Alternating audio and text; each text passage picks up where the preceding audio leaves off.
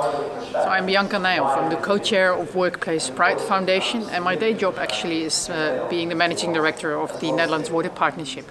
I learned a lot and was able to share a lot with a number of people and connect again in these days.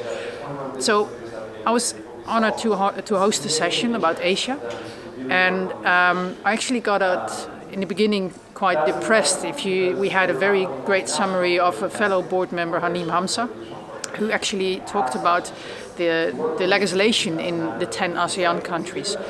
And looking at that, there's so much to do still, and really looking at partnerships, how can we collaborate to actually convince the governments of those countries or work with the governments of those countries to work towards inclusion of LGBTIQ plus community. And this is where collaboration is key. Also in that panel was Yuli Kim from WorldPride. She's on the Learning and Development program of WorldPride.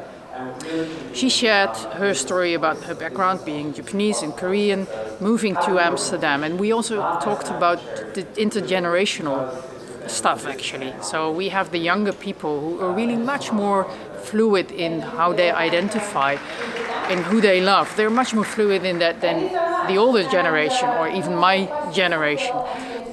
They are the future. We need to work together with them. It's their future. And I think a lot of the issues which we are facing now, and how in this world we are sometimes polarizing, taking the younger generation on board is really key in this. So those are the things I learned. And maybe as a last point, what I learned as well, and which is connected to the younger generation, we have to educate one another. The younger generation has to educate the older generation what they need, what they want for their future. But it's also about educating our allies, educating people who don't understand really what LGBTIQ+, which are a lot of letters, what it is. We need education, we need awareness raising for that. Advocacy from the leaders, taking by the hands the others. So very, very excited and inspired by today. Looking forward to the rest of the days here, and let's start collaborating.